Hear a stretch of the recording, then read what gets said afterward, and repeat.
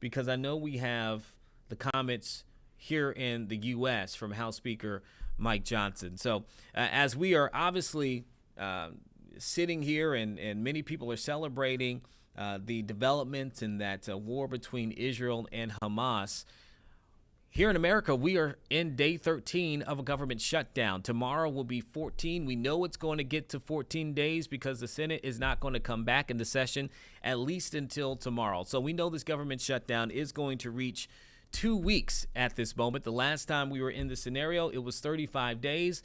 Many are concerned that the two sides between Democrats and Republicans have not yet appeared to reach a deal on a day in which we're celebrating a deal reached between Israel and Hamas.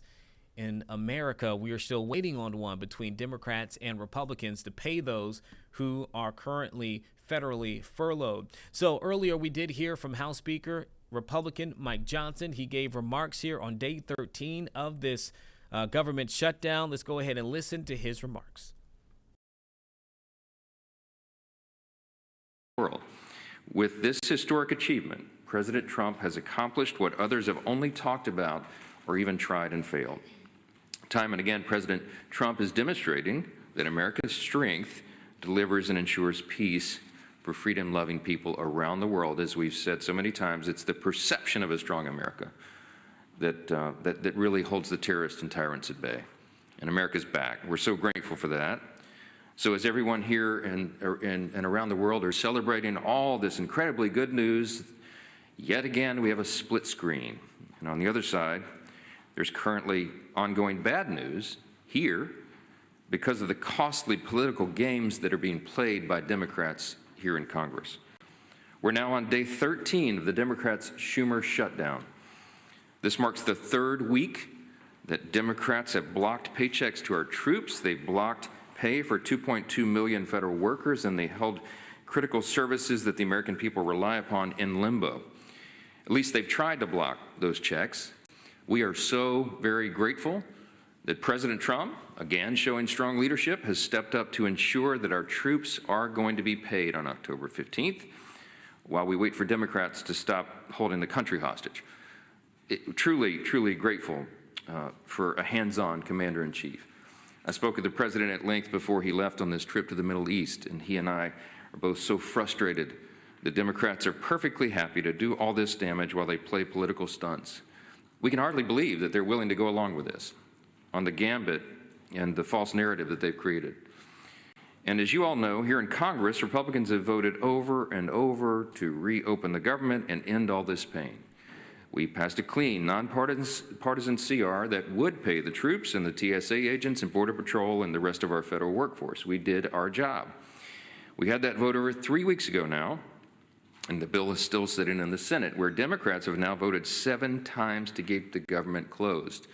I brought our handy chart again today because they were out breathlessly over the weekend, and media outlets, Democrats in Congress, including Chuck Schumer and Hakeem Jeffries, claiming facts that are simply untrue. They claim that this didn't happen, but this is exactly what the vote tally is. And on September 19th, the House passed the clean resolution that got everyone paid and kept the services flowing, and they voted against it. Every Democrat but one in the House voted not to pay the troops, not to pay TSA, Border Patrol, air traffic controllers, and all the rest. The Senate Democrats then voted that down, and you see now 8 times total in Congress, Republicans have voted to keep the government open, and Democrats have voted to close it, period, end of sentence. And why did they do this? Because they want to spend $1.5 trillion in new taxpayer-funded spending as a ransom for ending the shutdown. Not our talking points. This is in the record, and they filed it. No matter how they twist it, this is a clean, nonpartisan CR. It does not include new spending. It does not include partisan strings attached at all. And this is something, as we have pointed out over and over, that Democrats have supported repeatedly. In fact, 13 different times during the Biden administration. Even the liberal New York Times admits the obvious truth here. You have leaders on the Democrat side like Jay Johnson, who spoke out this week and said, end it, open the government, and then have these negotiations. We were always planning to do that, to negotiate on the other issues. Again, we have to be very clear, the shutdown did not have to happen, but every American needs to understand why it did. And I'll reiterate, I'll summarize for you very briefly again. What happened? It happened because while Republicans are working to ensure the American people are taken care of, Democrats are playing a political game. Unlike 2013, the Democrat Party is utterly rudderless. There have been times in the past where there were shutdowns. Democrats today have no leader, no vision, no direction. The party's at their lowest point in decades in terms of public opinion polls. And so they threw this Hail Mary pass. Chuck Schumer knows this. He reads the polls religiously. He knows his party is furious with him for doing the right thing back in March when he helped to pass a clean CR and avert a government shutdown. It was the right thing to do. He said so himself emphatically on the Senate floor. And that bill he supported is nearly identical to what we're offering today. The only thing that's changed is his personal political calculation. His consultants and his pollsters have told him he needs to show a fight to President Trump, even if it means hurting millions of American families. So that is exactly what Chuck Schumer is doing. He's determined that his own political survival is worth the irreversible harm he's inflicting on the American people. He's gambling with people's lives and livelihoods to appease the far-left Marxist base of his party so that he can keep his job. And make no mistake, this is bigger than Chuck Schumer.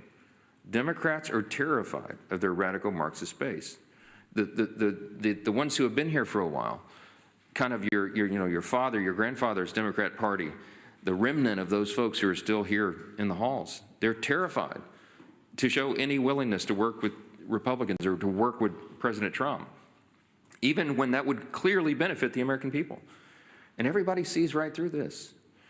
Meanwhile, Republicans are governing with common sense. In just the first 9 months of unified Republican leadership, we've cut taxes for hardworking American families. We ended the border crisis. We're ending the crime crisis. We're rooting out fraud, waste, and abuse in government, and now bringing an end to conflicts around the globe. And what have Democrats done? Nothing but distract.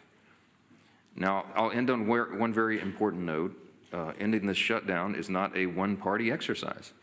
Republicans do have control of Congress, quote unquote, but it still takes 60 votes to pass a funding bill in the Senate. All of this is the way the founders intended the process to work. Any Democrats who suggest otherwise are willfully misleading the American people. Chuck Schumer gave a speech on the Senate floor, I think it was on Friday, looked right into the cameras and said, Republicans are in control, and this is all on them. He knows full well that it takes 60 votes, and we only have 53 Republicans in the Senate.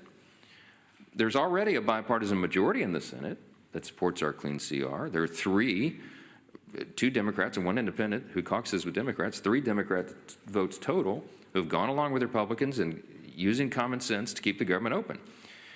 We need 5 Senate Democrats now to break ranks and do the right thing. The only ransom here is the $1.5 trillion that Chuck Schumer is demanding from the American people. And you've all heard our Democrat colleagues demand that Republicans come to the table to negotiate. But as I've said time and time again, I don't have anything to negotiate with. We don't have any partisan policy riders that I can remove from the funding bill because Republicans didn't include any. It is a truly clean, nonpartisan short-term CR. They don't really want a negotiation. It's just a talking point. They're not interested in negotiation. Again, look at their counter-proposal.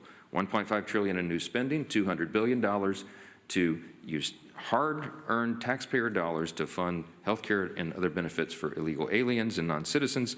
And they want to give a $500 million to liberal news outlets to the Corporation for Public Broadcasting while cutting $50 billion from rural hospitals. These are not serious measures. They're not serious counter-proposals, and they know that. They know they can't tell voters. The Senate Democrats cannot tell voters that they're willing to hold hostage funding for the nutrition of women, infants, and children in exchange for restoring health care to illegal aliens. So they want to do this behind closed doors. And you've heard Chuck Schumer say breathlessly, I just want the 4 leaders to get in a back room and make a deal.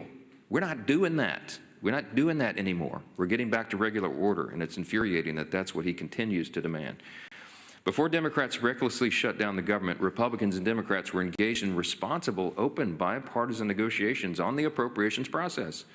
Republicans are eager to return to the actual negotiating table, to finish out full-year appropriations and do work on all the other matters before us, but we won't negotiate in smoke-filled back rooms, and we won't negotiate as hostages.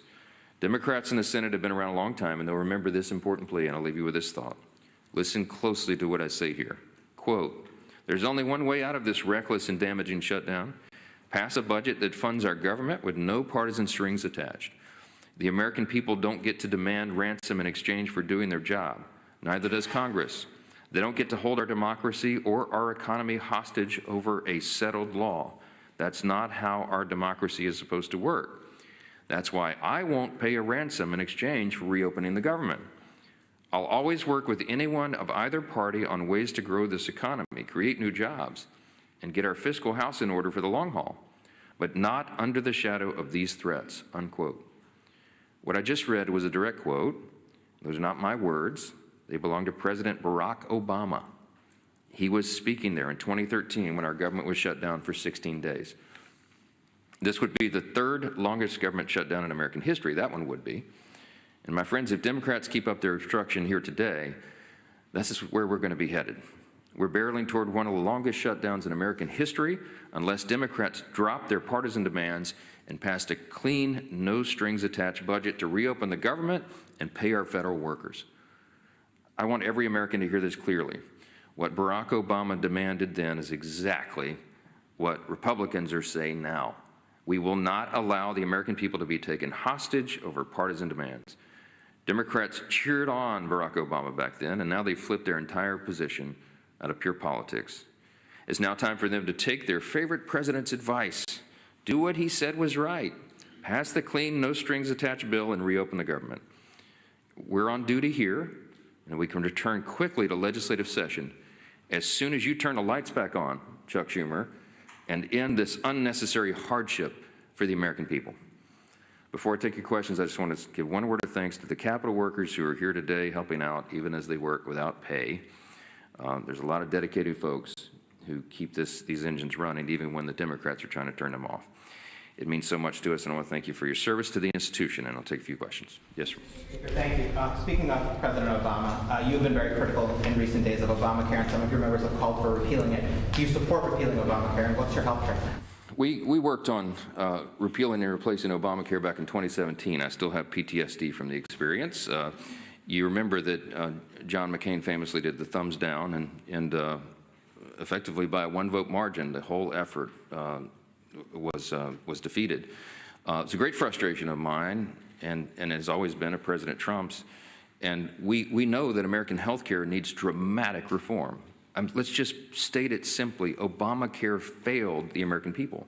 It was promised to be a great success, to make health care more affordable. It's done exactly the opposite.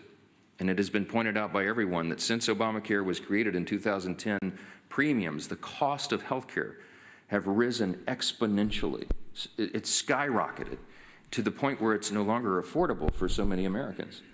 And the access to care has been reduced, and the quality of care in some regions of the country has been reduced. We have to reverse all of that, and we have plans to do it. The Republican Party is the party that has the plans to fix it. Can we completely repeal and replace Obamacare? Many of us are skeptical about that now because the roots are so deep. It was really sinister the way, in my view, the way it was created. I believe Obamacare was created to implode upon itself, to collapse upon itself. I think the people who drafted that, the architects of it, knew that it would not be sustainable because their objective was ultimately a single-payer system. They wanted full government control of health care. That's a terrifying prospect for those of us who believe in low-cost, high-quality care. And so we have lots of ideas on how to fix it, but it is very, very complicated. It involves a big percentage of the U.S. economy. Healthcare is entwined with somewhere, I think it's 15% of the U.S. economy is the healthcare system. And you can't just rip it out at the roots and start over. It's a very, very complicated series of measures and steps that you have to take to fix it. Now, it takes a long time to build consensus in a legislative body to do those kinds of things. And we have lots of plans on the table. We have whole caucuses who work on this around the clock all the time. When I was the chair of the Republican Study Committee, which is the largest caucus of conservatives in Congress, back in the 117th Congress, we drafted a book this thick. We worked on it for almost a year. And we had a prescription for how to lower cost of care, make the quality higher, and make accessibility greater. And so we have formulated all these ideas, but we've got to build a consensus to do that, and we were in the process of that. This year alone, Republicans demonstrated this, not talking points. We did it. We put the Medicare reforms in the One Big Beautiful Bill, many of them. And what that did, don't take our word for it, look at the analysis of the CBO, Congressional Budget Office, that came out August 25th. And they said it will have the desired effect of reducing waste and abuse in that program that was full of it. Full of waste and abuse in Medicaid, which was draining resources from people who needed it the most, which is the elderly, disabled, and young pregnant women example. Y'all have heard me explain this over and over. But we took all these millions of ineligible recipients off of Medicaid. That's going to be the effect of the One Big Beautiful Bill, the Working Families Tax Cut, and it's going to reduce the cost. It'll save $185 billion is the estimate of the CBO, just for those initial reforms. So it's a long answer to a simple question. We have to fix healthcare in America, and we have ideas to do it. But we have to have government open and operating to do that. I cannot snap my fingers and go in a back room with Chuck Schumer and say, oh, here's the magic fix for it. It's not how it's going to work. The COVID-era Obamacare subsidy that they're all talking about is supposedly the issue of the day. It doesn't expire until the end of December.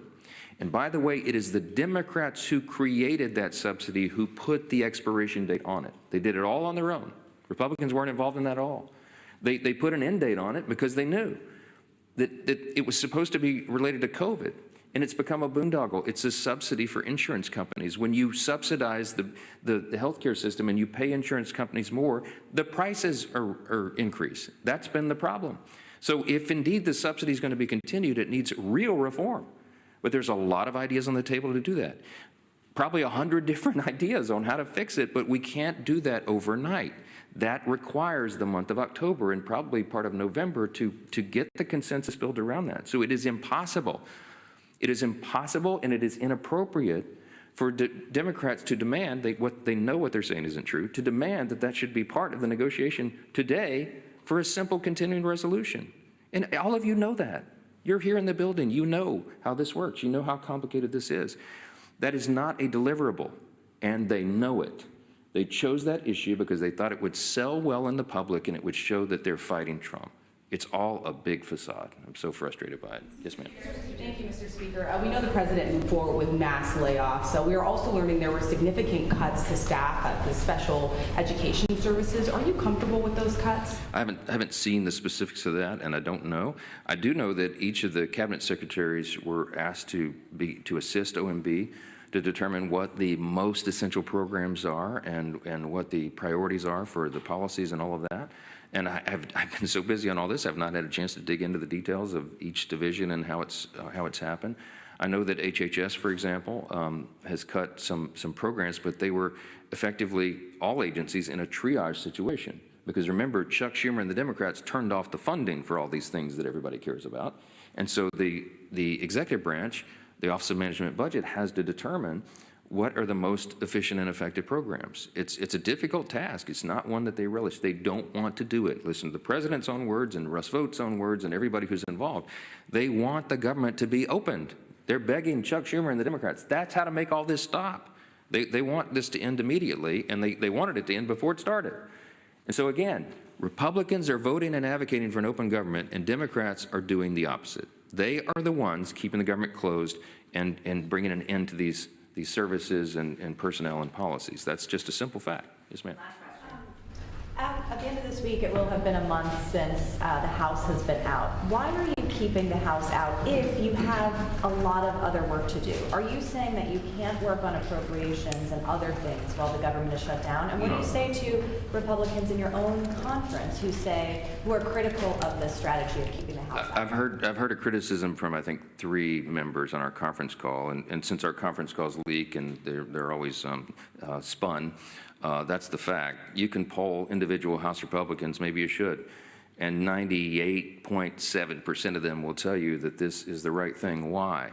It's what you just said is the opposite of what I've said. We are working on appropriations. That work has been done in earnest. The next package of bills is being prepared. Appropriators are talking not just Republicans and Democrats, but across the aisle on that.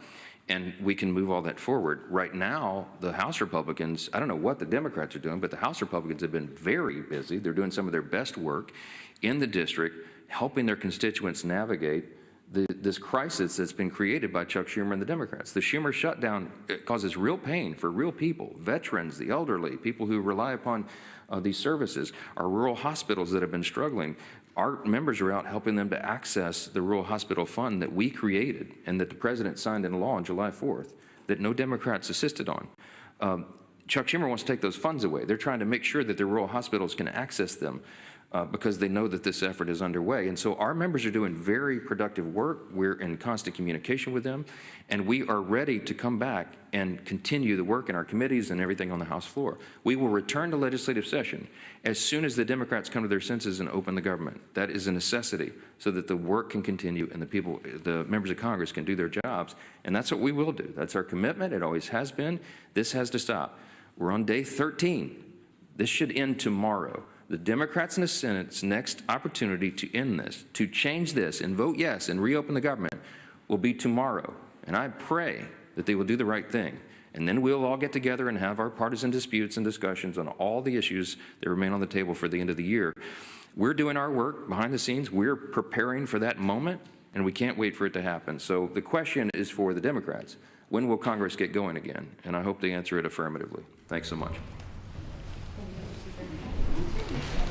And those were comments made by House Speaker Mike Johnson just moments ago. You heard him at the end there. He said, this is day 13. This should end tomorrow. That's his comments. Of course, we don't know that that's actually going to happen. And at this moment, all signs point to that not happening as the Senate does finally return to chambers tomorrow on day 14. He obviously has continuously done, and other GOP, they're blaming the Democrats for this shutdown at the moment, in which they say they have already done their job in putting forward a continuing resolution to keep the government funded so that they can argue and debate their different sides. Meanwhile, Democrats say that they want to fight for health care, those subsidies through the Affordable Care Act that are set to expire, and then also for against the taking away, the repealing of some of those cuts for Medicaid as well. So the two sides essentially are here. Republicans say, pass our bill so that we can then argue the subjects. Democrats say, we want to argue it right now. We want to get to the floor. Who is going to bend first? We do not know. But again, we do know we are going to get to 2 weeks. But one thing that he did reiterate there that we heard reported over the weekend and coming days is that President Trump has now moved that there would be funding approved for the military to get paid in all of this at the moment. I know that was a question that many people have had, and so we'll see how that actually works forward. I believe the military is set to get paid on the 15th. If I'm not mistaken. So we will see what happens there once we get there, if this shutdown does make it to day 15.